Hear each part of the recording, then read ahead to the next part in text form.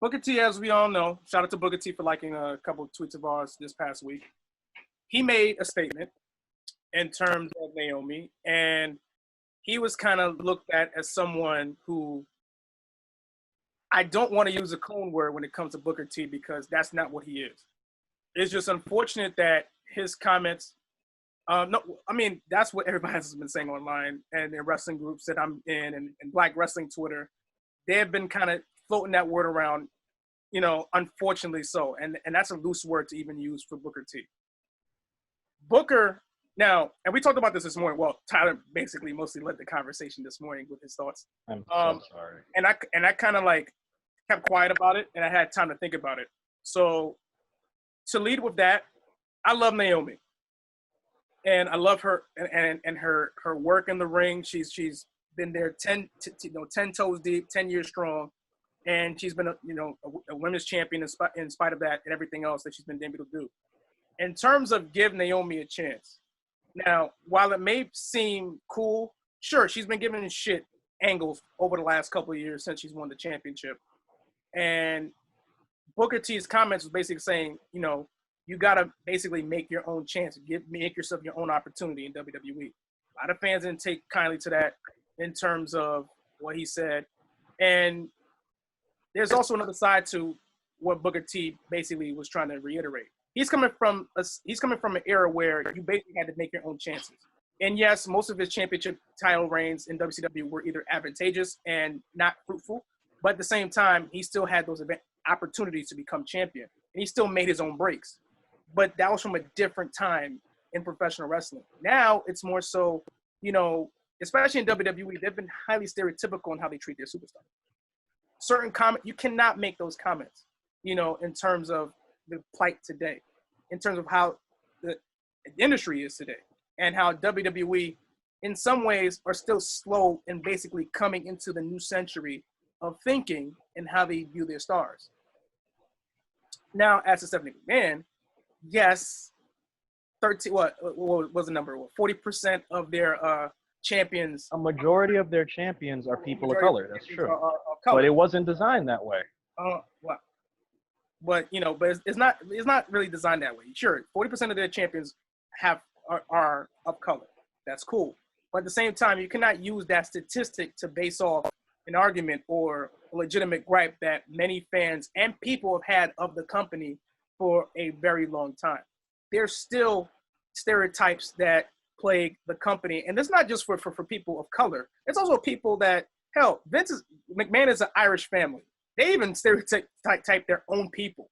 And it's around the company. You look at Oscar, there have been moments where they've stereotyped, everybody from especially the Latins who got it the worst. And Stephanie McMahon, in some ways, she's showing her ass here because she basically signed up on the Mexico, the Juventud Guerrera, Super Crazy, and in that group back in 2004, in that era of the Ruthless Aggression era. So you kind of stereotype every denomination or demographic that flood your TV screens and flood your rating systems every week. And for her to kind of make that statement is kind of like one of those political statements. Well, we have this and we have this, so that should be satisfactory. No, and while we're on the topic of, making your own chance, making your own breaks in WWE, it's not necessarily Naomi's to make her own breaks. Sure, her hard work has a lot to do with making her own breaks, but at the same time, it's incumbent of the company to see what they're doing creatively to these characters. It's not just Naomi. It's also current Raw Women's Champion. It's currently, everybody that's under your umbrella, whether they're from Mexico or any different country or demographic. They are in some ways pigeonholing them into different things that they shouldn't be part of. And it's definitely put a black eye on the company for years and continuing so because they're perpetuating it. And a lot of it has to do with the man at the top. Vince McMahon is someone that basically does not see the forest from the trees. He's a guy that literally lives under a rock because he is so steadfast in basically having the best sports entertainment company when you have one of the most culturally diverse rosters and talented rosters that you've had in the company's history. Now more than ever, you have the most diverse, culturally, and talented roster in all, like in the world, period. And AEW also has some issues with that, but that's on a smaller scale. But talking about the biggest company, the biggest show in town, as they dub themselves as, you're supposed to be the leader in that change. You're not supposed to be perpetuating the same stuff that's been carried on the past 35, 40 years into the 21st century. A lot has changed since that time. And I know with a predominantly white company, the great white hope or white people are more aesthetically pleasing in terms of your market base. But at the same time, there's a huge chunk of your audience base that are from different demographics that are of color. So I'm not saying you have to use that to pander to them. And we're not even saying that for Naomi just to win championships or be in championship contention. We're just saying from our vantage point for people of color to give them better storylines. Hell, we talked about Shelton Benjamin earlier in terms of giving him a 24/7 championship. And I said on Twitter, they should use that as a TV title. They should use that as something to elevate other talent, not just for for comedic purposes. And R-Truth, and as it ties into R-Truth, who's basically the comedic foil in all spectrums of every show that they have in WWE. While that may serve a purpose, but at the same time, that's not what everybody does. Everybody has different skill sets. Everybody has different, everybody brings something different to the table. It's like a smorgasbord of talent and different characteristics that you can bring to the table that make the company what it is. But it's also incumbent on the people that are creatively directing this show to see that and basically better accommodate your stars. Now, I know not everybody rises to the top. That's fine. But what we're asking for is for people to get chances and to be marketed properly. That's all we're asking for. And as it pertains to Naomi, yes, Booker caught a lot of hell for his comments, and Mark Henry in the past with Leo Rush and ACH and other things that we've heard and seen in different black wrestling groups or black Twitter, all over from a spectrum. We're not asking in terms of, that person should be a champion because they're talented. No, we're just saying let them be incredible feuds that have value. Value them on the roster. Give them something that's valuable for us to watch on TV. And it's not just for people of color. That's for every single person that's on your roster. And it's just fact that sometimes as people of color, we get the short end of the stick.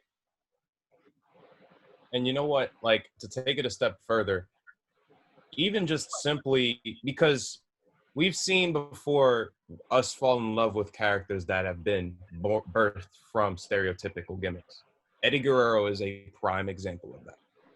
Lie, cheat, and steal. He rides hydraulics, a low rider to the ring and all that stuff. But simply having a character, and I think this is probably where Booker tried to emphasize. I don't know what he was thinking. I don't know what, when he was tweeting it, but simply trying to work within the gimmick and finding yourself within the gimmick. I think that's what is most important. But the problem is that you have to have a platform in order to express that. And I feel like Naomi has tried hard to do that because it's a hard sell for you to walk up and your first gimmick is a Funkadactyl. And you're basically second in command to Cameron, who was basically supposed to be the girl that everyone enjoyed because she was more aesthetically pleasing. She was lighter skinned. She was basically more fitter body. In all likelihood, everyone was kind of leaning towards that. But the person who stayed was Naomi. And Naomi persisted and she stayed and she maintained and she grew. And even after that, they established this element of her being this dancer, to tie into the Funkadactyl thing, but also tie into back to her past as an Orlando Magic dancer. She allowed that to be a part of her gimmick, which in a short span of time, they put that at the forefront. WrestleMania, her winning the SmackDown Women's Championship, that was a moment. But it's just those things where you have to let those moments breathe, because once you let those moments breathe, you have fans that are going to be allowed to be invested in you. Eddie Guerrero was not, we weren't fans of Eddie Guerrero because he was lie, cheat, and steal and hydraulics and all that. We were fans of Eddie Guerrero because he lied, cheat, and stole death. He did the low riding deal, but it was all those elements that you could stereotype me, but I'm gonna still be me. And you can confuse that and allow me to be, and allow my passions and whatever you want to give me to be my character. don't let my character just be this. And you have to offer a platform in order for them to get to that point.